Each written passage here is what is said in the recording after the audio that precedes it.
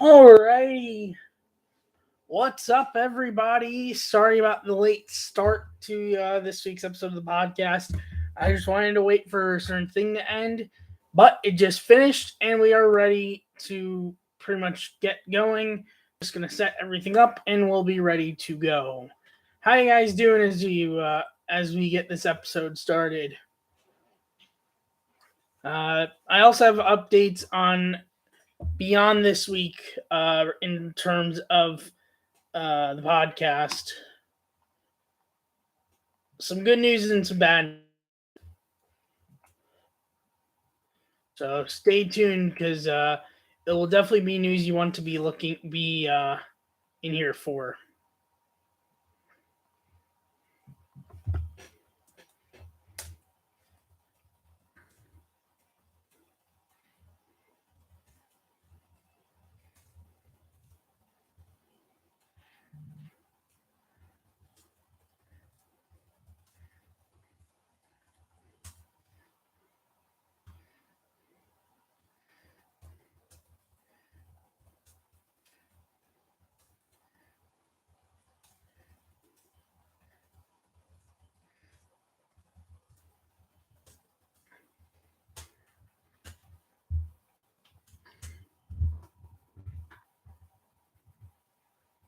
Nice.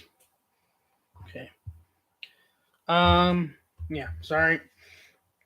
I'm just getting things set up here. Got a lot to talk about. Some that I'm going to be happy to talk about, and some I'm not going to be happy to talk about. Yeah, it's going to be an interesting episode this week.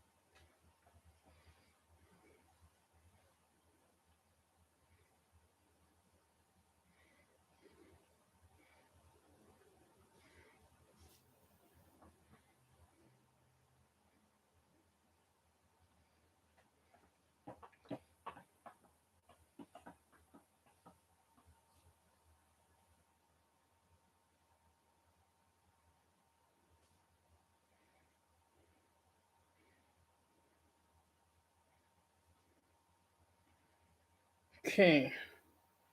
Just going to set up one last few things and we'll be ready to go.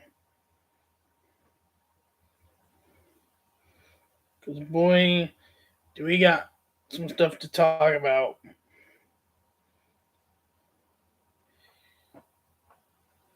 Okay. This does that to me. Can set. Sorry, false start. Just getting almost ready to go. All right, we're ready to go. Let's get this week's episode underway.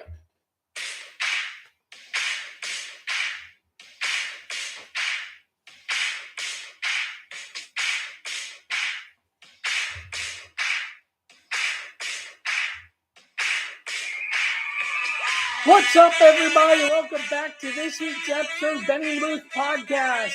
On this week's episode, we've got the World Baseball Classic Germany bracket almost wrapped up. That just had a crazy game that just finished. We're going to get into all of that. We've got MLB weekly recap. We've got NFL week 2 recap and week 3 predictions. And we will have the college football week 2 recap. All coming up on the week 3, all coming up on this week's episode of the podcast. Let's get into it.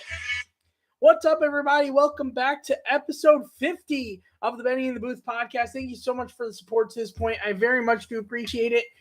We are still on the goal to getting to 100 subscribers. At the current moment, we are 3 away from that subscriber goal of a live play-by-play of a certain game of when that time comes. So let's get to it. Share the podcast. Share it to people that you know that might enjoy it. Keep trying to get the number going up. 3 away. General updates. There's probably going to be a few consecutive weeks where I'm not going to be able to do the podcast. Definitely not next week due to Rosh Hashanah being next week. And it's going to be hard to muster up all the notes between Shabbos and then it pretty much goes directly into the holiday. So next week there's not going to. I doubt I'm going to be able to do one week of Yom Kippur either. And like I said, probably. So after this week, there probably won't be another episode for a few weeks. But, and this is where you guys come in, I'm willing to make up for the missed episodes I'm going to have in a row because there's going to be a bunch of weeks I'm going to be missing, sadly, by doing this instead. I'm willing to instead do Thursday night football live play-by-play for you guys this Thursday night, aka the Browns-Steelers matchup. That's going to be Thursday night. 2 things I will note that I have to note about this. 1, I might have to start late just due to my scheduling, but I'll be able to do probably from the second quarter and on. 2, due to YouTube restrictions, I won't be able to show you that what actually is happening. It will just be off my play-by-play, so either you could just completely listen to me, or you can have the TV on the background and mute that, and then have me as your play-by-play. But either way, if you guys are interested in that, please let me know in the comments and in live chat. I'm willing to do it. Just let me know. Or if there's a different game you'd want me to do between now and the next couple of weeks where I'm going to be not able to do episodes, but I'm willing to do live play-by-play for other games. There's another WBC pool of qualifiers that start next week. I could do one of those games. We have plenty of NFL games I could do. I could do a college football game. I don't know about MLB per se, but I'd be willing to do MLB. Though I will also say if it's NFL on Sunday, I'd have to do Red Zone because I don't have the only games I have access to are New York games. Being that I do live in New York. So let me know what you think. If you want me to do it, I'm willing to do it. Let me know in the comments and in live chat. So let's get to it. So because I started late because of the last WBC game today in the qualifiers, I'm going to start off with the World Baseball Classic.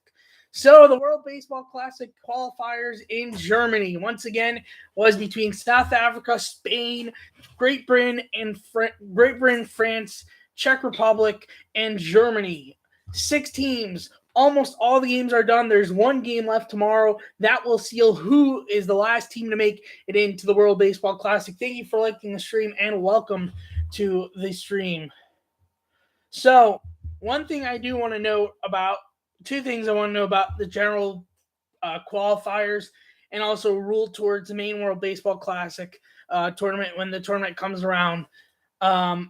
1, mercy rule does apply to the World Baseball Classic, and basically how it works, if you have a 15-plus run lead through 5 or 10-plus run lead through 7, game ends there. So as in it can end short of 9 innings depending on what the score is. And that actually did apply for a few games of the WBC qualifiers in Germany. Also, pitchers have limited depending on how many pitches they throw. Depends on how soon they can pitch again in the WBC. Applies for the qualifiers, especially apply for the qualifiers because there's a pitcher for what's called Czech, I think it was, or Germany. I'm trying to remember. Yeah, it was Czech Republic who basically went so far along in the game that he will not be able to pitch in tomorrow's game for them. Kind of spoiler of part of what's happened at this point, but we'll get more into it.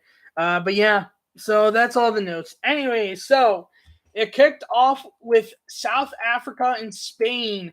3-run seventh by Spain. Jesus Ustari's RBI triple. Chris Quitzer RBI double. Justin Connell RBI double. First run.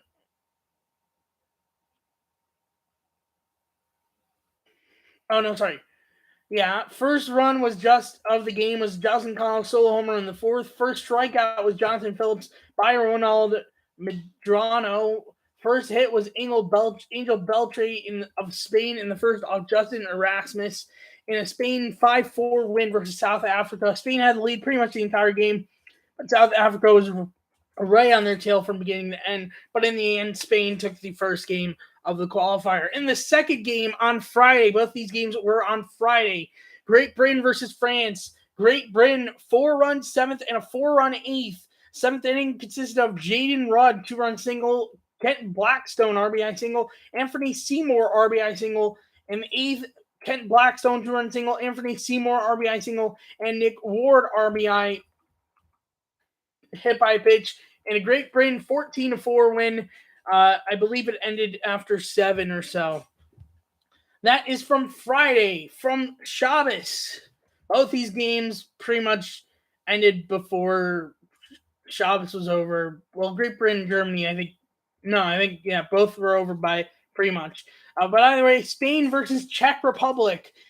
12-run fifth by Spain. Angel Beltre, RBI walk. Noel V. Marte, 2-run single. Jesus Ustariz, 2-run single. Edison Valerio, grand slam. Noel V. Marte, 2-run single. Leopoldo Correa, RBI single. And a 5-run fifth by Czech Republic. Marek Klup, leadoff solo home run. Matej Mensik, 2-run homer. Martin Muzik, which was literally the next batter, solo home run, so that's back-to-back.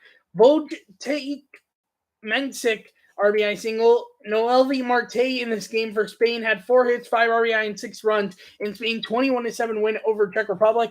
And in the second game on Saturday, Great Britain versus Germany. Justin Willie, 3-run homer in the first, started a massive crushing by Great Britain of Germany 8-1, setting up literally the game that happened today. Between Great Britain and Spain. That was actually a game I just watched that delayed this week's episode of the podcast a bit. One game that happened on Sunday. There were supposed to be 2 on Sunday and nothing Monday. The second game on Sunday got postponed to Monday due to a rainout. But the one game on Sunday, the Czech Republic beat France 7-1, eliminating France from the qualifiers and putting Czech continuing in the losers bracket, still looking to try to clinch into the clinch a spot, which is still possible, or at the time was still possible. Monday, Great Germany versus South Africa. 7-run sixth by Germany. William Hermain, go-ahead solo home run. Cody Schultz, RBI sac fly. Kevin Kotowski, RBI single. Demetrius Moorer, 3-run homer. Alan Aaron Altair, former major leaguer, solo home run.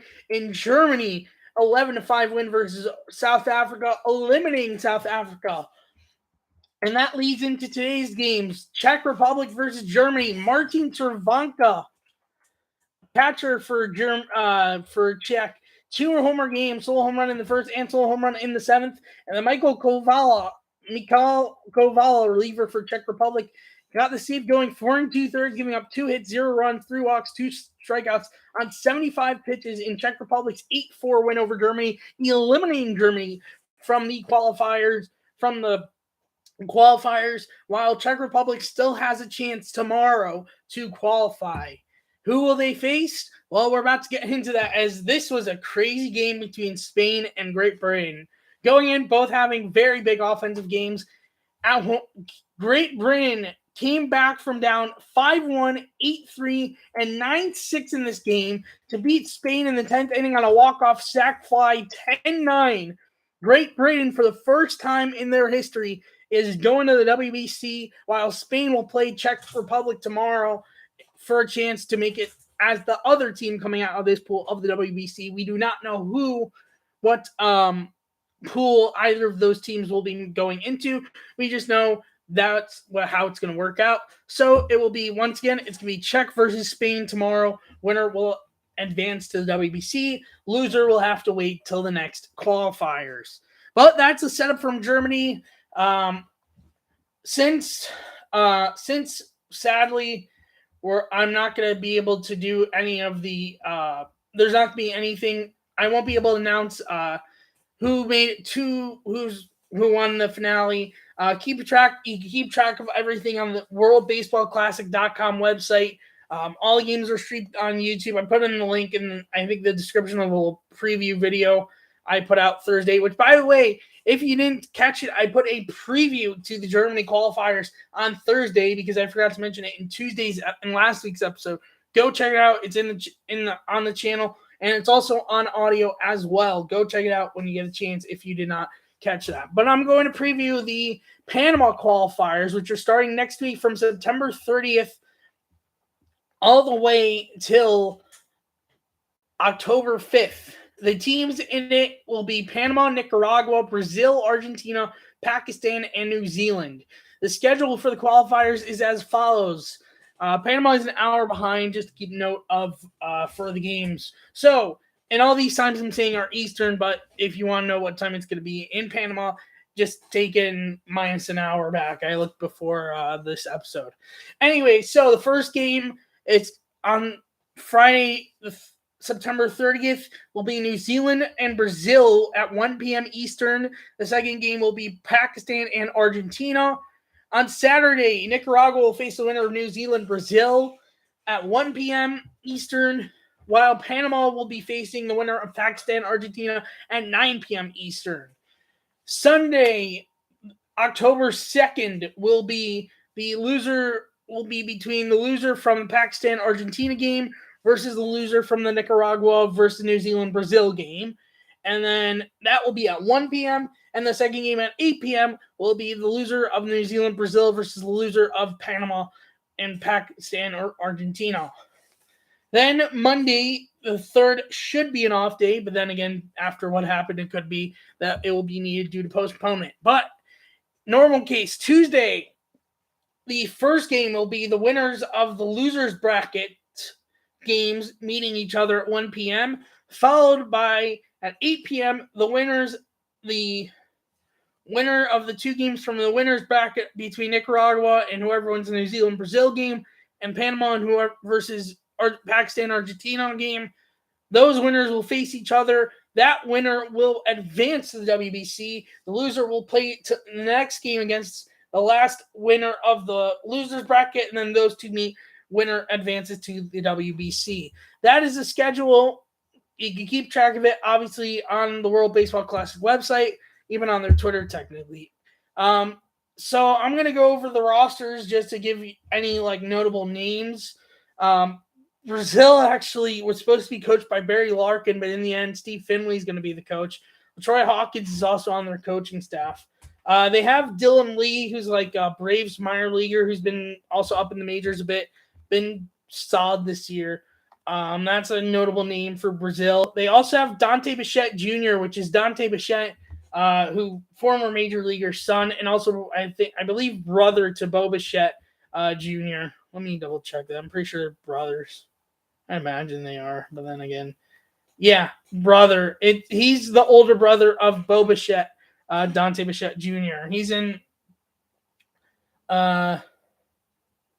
He's currently free agent, actually. But those are the notable... Oh, and Paul Orlando, who used to be on the Kansas City Royals. Those are the notable names for Brazil. Interesting they don't have... Well, then again, it's Major League time in MLB for Jan Gomes, so never mind, yeah. New Zealand, the only notable coach is Josh Colmenter. They don't have any notable players. But again, you can learn of a lot of key players just from watching these games, and I've learned of a bunch just from watching these games, as you can tell from the notes I've pulled out. From Nicaragua, no notable coaches, but they have Chester Cuthbert, former Kansas City Royal, now actually in the White Sox. Oh, no, sorry, no, he's in the Mexican League currently, a former major leaguer. Pakistan, they don't have anything notable because then again, there's like no Pakistani people in the major leagues anymore.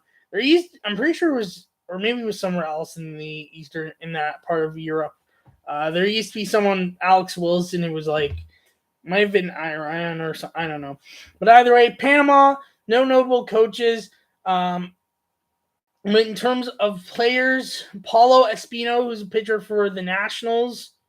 Miguel, they're three of their four catchers are notable. Miguel Amaya, who's a Cubs catching prospect. Christian Bencourt, who's a catcher for the Tampa Bay Rays. And Ivan Herrera, a Cardinals catching prospect.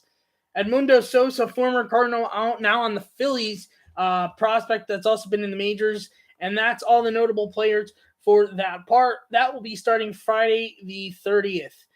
I may cover what ends up happening between now and then in the next episode of the podcast.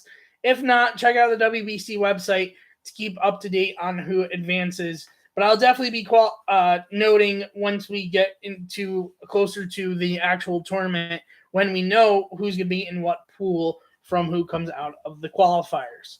So that's the WBC update, and that last game is why I had to do this. Why I did this episode later than usual. But anyways, let's get into the MLB weekly recap. I'm going to save the NFL for last because there's a game I don't want to talk about, but I'm going to have to talk about because it's a part of the podcast. I'm going to have to talk about games I don't want to talk about. Anyways,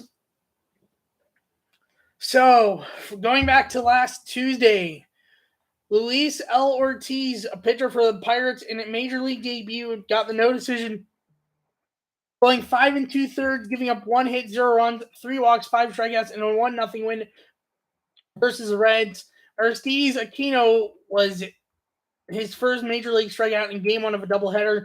Aaron Judge now has tied for third at most multi-homer games in a season with 10 via 2-run homer game-tying solo home run in the 6th, and game-tying solo home run in the 8th, in a 7-6 win for the Yankees versus the Red Sox. Joe Ryan and Giovanni Moran combined for 8 1/3 no-hit innings, broken on an RBI double by Bobby Witt Jr.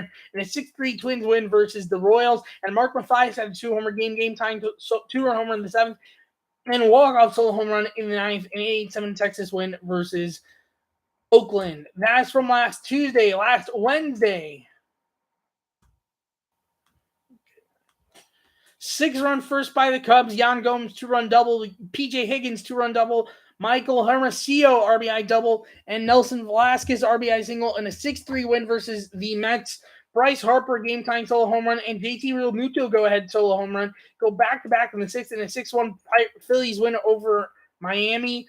JT Realmuto also had a 2-homer game in general. Go-ahead solo home run in the 6th and 3-run homer in the 7th. Jordan Groshans made his major after doing nothing in his major league debut. Finally got his first major league hit via solo single in the 2nd inning.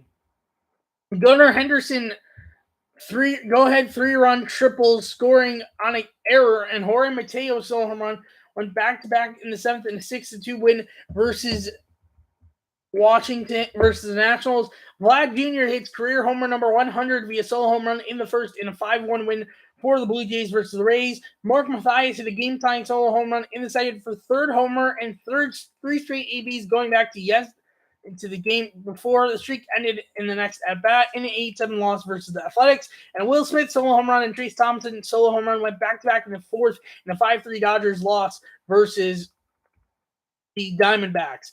Last Thursday, 6-1 9th by Tampa Bay by the Rays. Isaac Paredes RBI single, Randy Arozarena RBI single, Wander Franco RBI single, Manuel Margot bases clearing 3-run double, an 11-0 win versus the Blue Jays, Gavin Sheets, 2-run homer, and Andrew Vaughn, solo home run, went back-to-back in the second, and 8-2 White Sox win versus the Guardians. Jordan Groshans hit his first major league home run via solo home run in the third, and a 5-3 Marlins win versus Philly with a 2-run homer in the third while wearing 21 in honor of Roberto Clemente. Francisco Lindor hit homer number 24 for the season, which is the most by a shortstop in New York Mets history, in a 7-1 win versus Pittsburgh. I think he's hit another one or two since, but either way, he broke the record. That's what matters most. And Drake Jamieson, pitcher for the Diamondbacks, in his major league debut, got the win, going 7 innings, giving up 2 hits, 0 runs, 1 walk, 5 strikeouts, and a 4-0 win versus the Padres.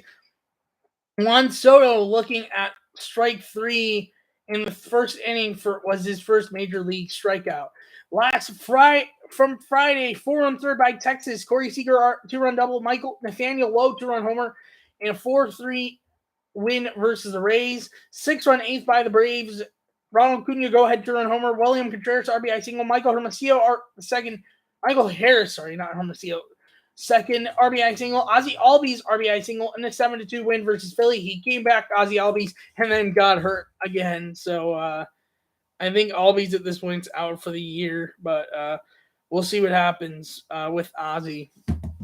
Jared Young get his major league debut in his fourth AB, hits a double for his first major league hit in a 2-1 Cubs win versus the Rockies. I don't know why I wrote White Sox instead of Cubs. Stupid me.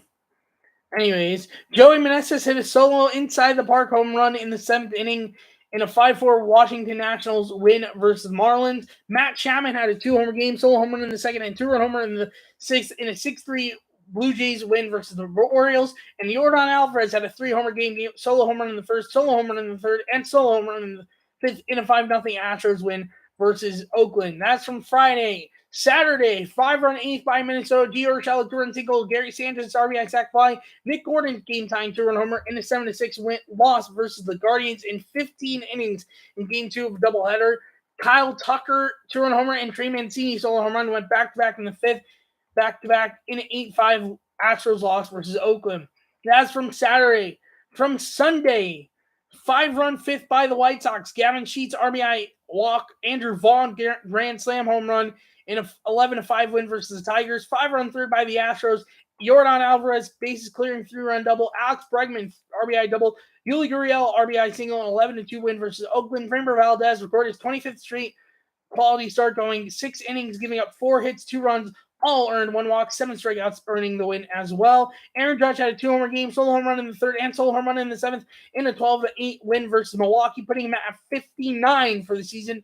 And Boston Red Sox scored 13 runs in a 13-3 win without even 1 home run versus the Kansas City Royals, which is crazy for how baseball works nowadays. And then from yesterday, 5-run fourth by Detroit, Ryan Kreidler, RBI walk, Spencer Torkelson scoring on a wild pitch, Akil Baddoo, 2-run single, Riley Green, RBI double, an 11-0 win versus the Orioles. Max Scherzer went 6 perfect innings, blown by bullpen, and on a single, I think it was, by David Peterson, or maybe it was, no, I think it was Tyler McGill, but either way. But thanks to the Mets still winning the game 7-2, which clinched them the playoff spot for the first time since 2016. Max Scherzer earned his 200th career win, and then 5-run third by Miami, John Birdie, solo home run, Brian De La Cruz, go-ahead grand slam home run, and a 10-3 Marlins win versus the Cubs. That is the games part of this week's MLB Weekly Recap. Now for the standings update.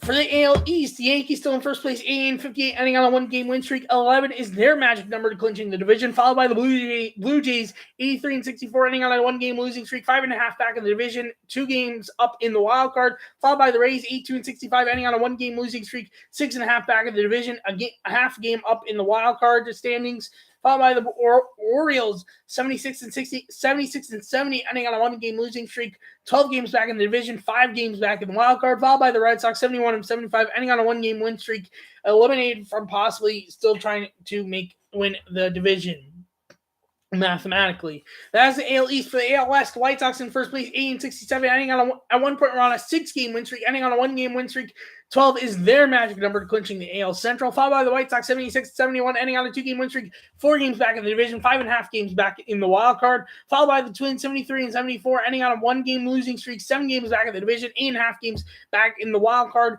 followed by the Royals, who are officially eliminated completely from the playoffs, ending 50-89, ending on a 1-game losing streak, followed by the Tigers, who are also officially eliminated.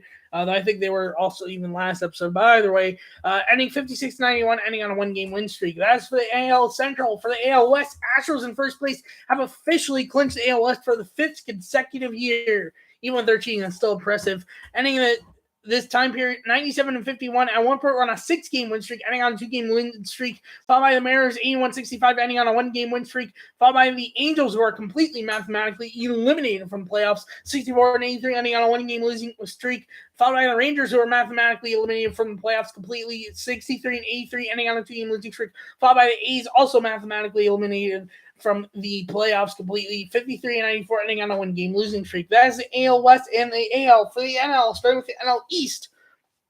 And that's in first place, having clinched a playoff spot last night, 94-55, ending on a 5-game win streak. 14 is their magic number to clinching the division, followed by the Braves, 92-55, ending on a 4-game win streak.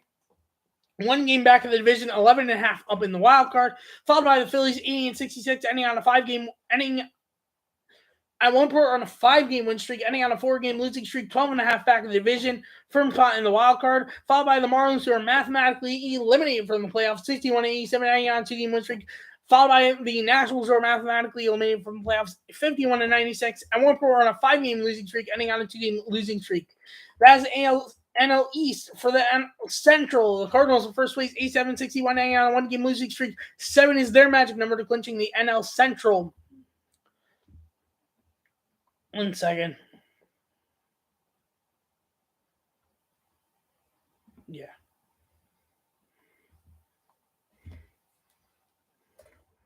Sorry about that. I just had to fix something.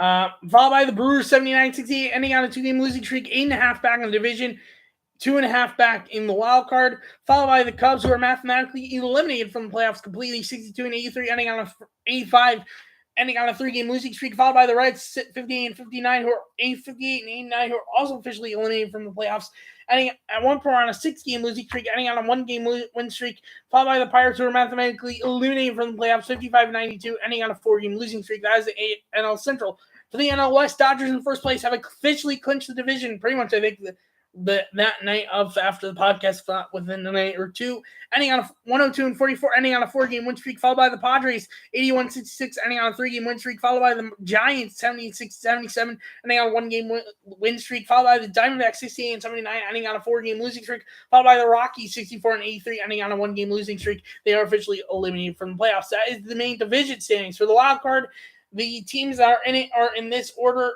Blue Jays, Mariners, and Rays, with the magic number being 12 to firming up that those are the wildcard teams. Behind them in this order that still, in my mind, have a shot: Baltimore, Chicago, Minnesota, and Boston. For the National League, it's Braves, Padres, and Phillies in that order, with the magic number being 14 there. Brewers are the only team that I think still could possibly have a chance, based on the numbers around the wildcard standings, to still make the wild card. Today's schedule, there's actually a game going on at the time of recording. At the time of recording, currently, game 1 of a doubleheader between the Diamondbacks and the Dodgers. It is the bottom of the 7th, 5-1 Diamondbacks, 2 on, nobody out for the Dodgers, though, with Trace Thompson at the plate. Second game will be later tonight at 10:10. In LA, Jameson pitching for Arizona, Tyler Anderson going for the Dodgers, Marlins Cubs at 6:40, Adrian Sampson going for Chicago, Pablo Lopez going for Miami, Red Sox at Reds at 6:40, Boston has Brian Bayo on the mound, Nick Lodolo going for the Reds, Astros at Rays at 6:40, Christian Javier going for Houston, Shane McClanahan going for Tampa, Toronto Blue Jays at Phillies at 6:45, Ross Stripling going for Toronto, Kyle Gibson going for Philly, Detroit at Baltimore, Tigers at Orioles at 7:05, Joey Wentz going for Detroit, Austin Voth going for Baltimore, Pirates at Yankees at 7:05. Just give me 1 second.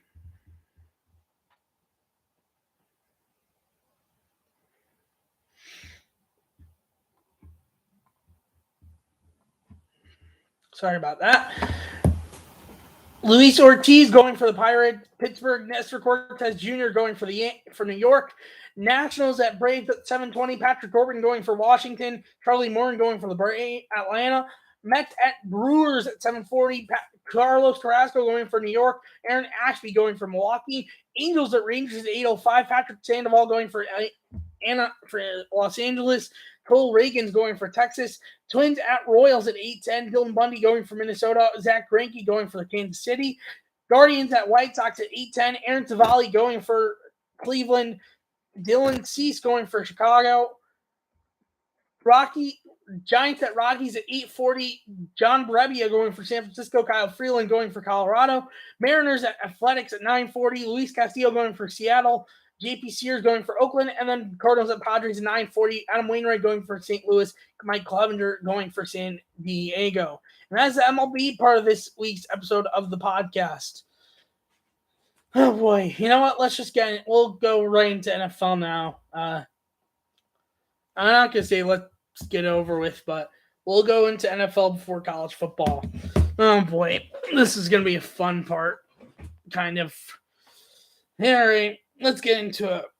So, NFL Week 2. So, Thursday night, a go-ahead 99-yard pick six by rookie corner Jalen Watson is the difference in the Kansas City Chiefs 27-24 win versus the Chargers. The Chargers had that game pretty much in the first half, but in the second half, it was all Kansas City in the win.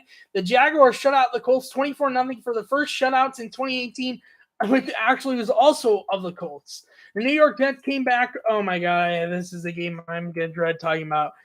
I'm going to talk more about it, but just to read off this headline. The Jets came back from down 30-17, all in the last 2 minutes or so to beat the Browns 31-30. Oh my, this game. Where do I even start?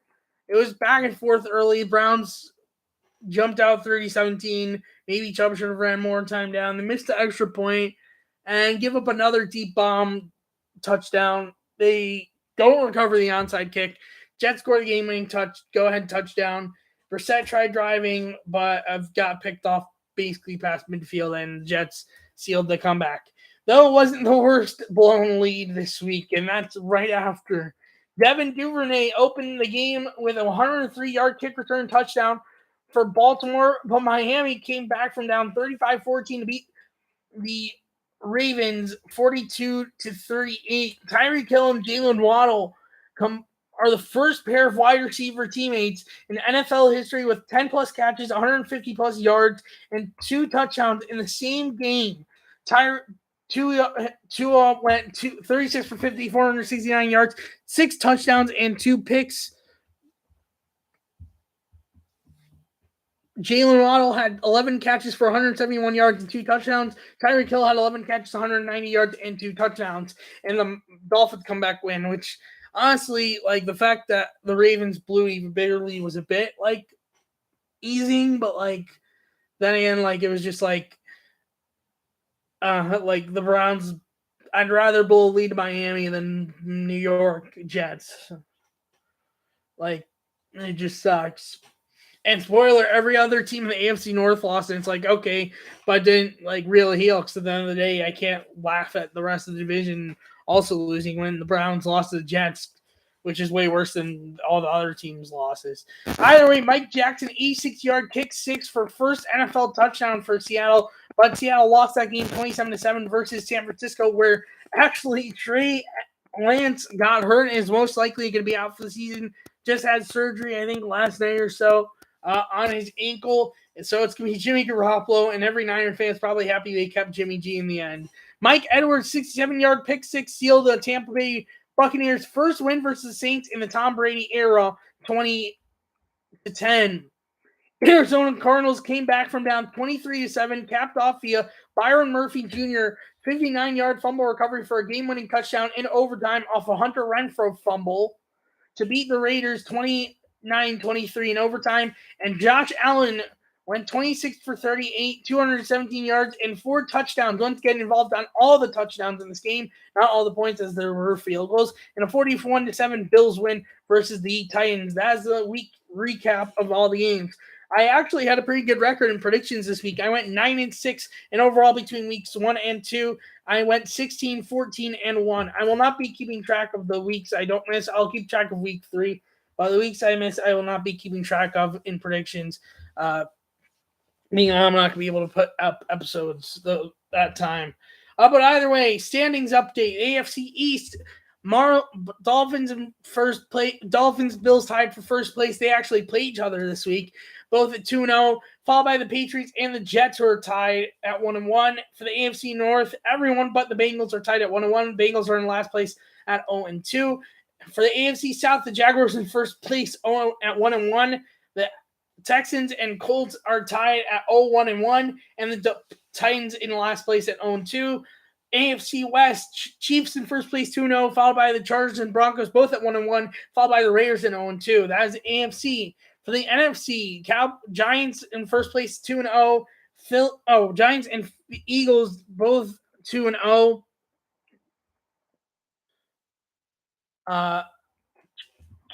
Commanders and Cowboys both 1-1. NFC North, everyone in the division has the same record at 1-1.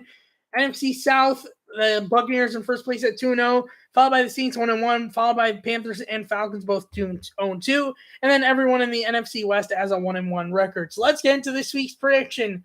It's Thursday Night Football, Browns hosting the Steelers. I'm just going to give a heads up before I make my prediction, but it didn't.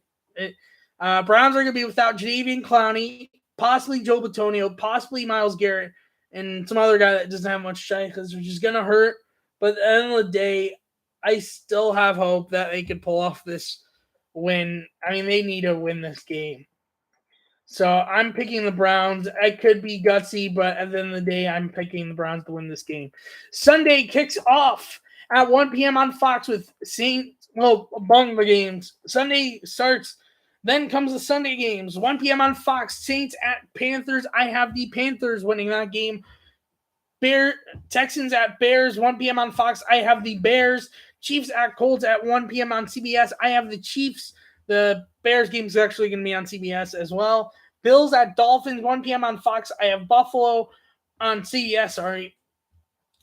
Lions at Vikings. 1 p.m. on Fox. I have the Vikings. Ravens at Patriots, 1 p.m. on Fox. I have the Ravens.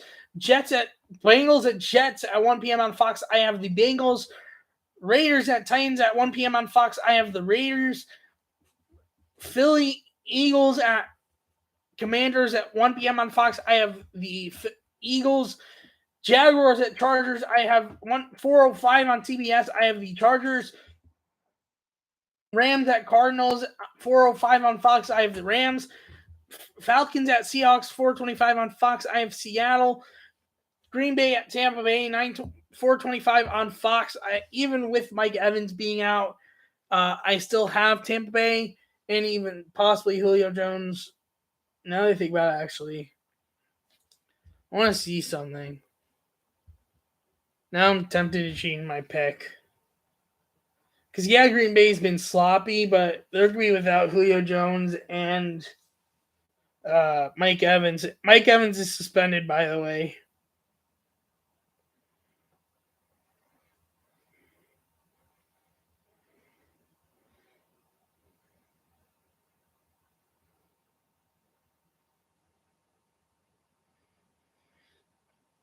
I want to see something.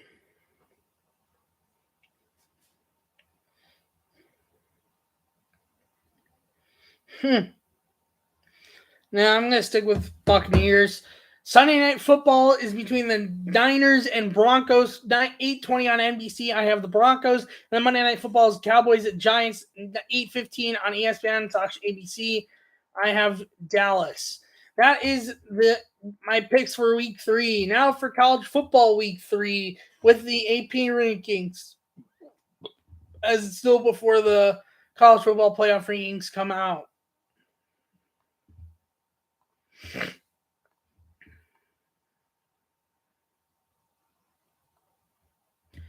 Anyway, so Week 3 college football behind third.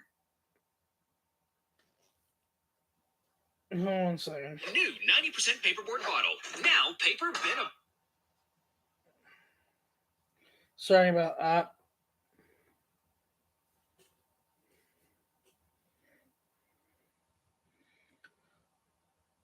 Okay, now that's better.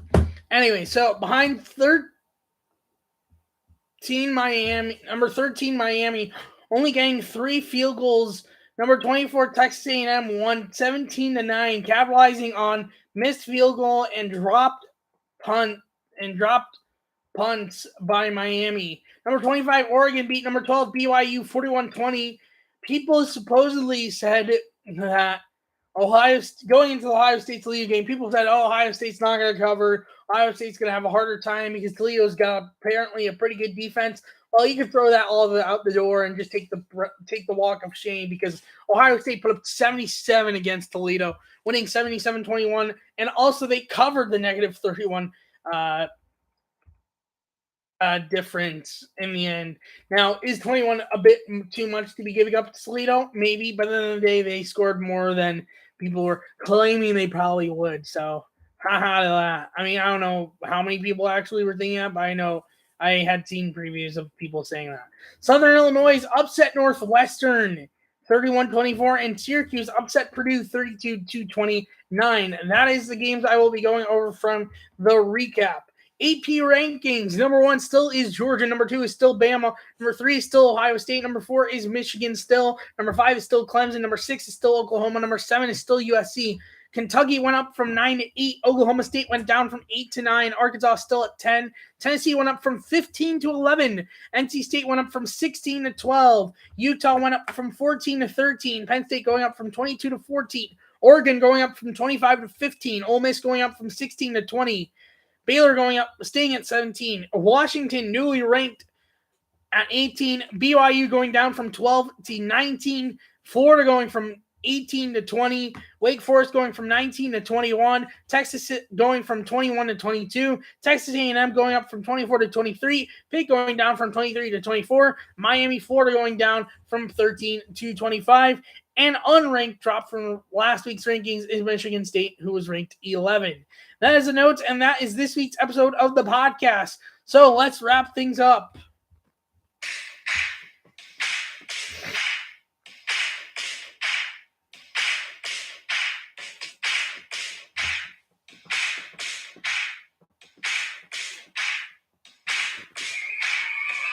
Thank you so much for watching this week's episode of Penny in the Booth podcast. On next, when we come back after all the holidays, we will have NFL, whatever that's going to be.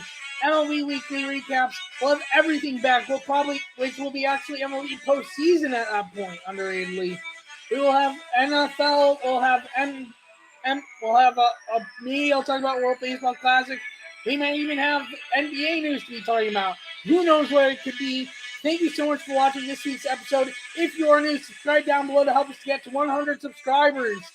If you're listening on audio, follow the podcast on there, and you're new, follow the podcast, leave a review, and hit the notification bell on so you're notified when I post on there. Thank you so much for watching. If you want the live play-by-play for this week's Thursday night game between the Browns and Steelers, let me know in the comments below. I'm willing to do it, and I might end up doing it Thursday.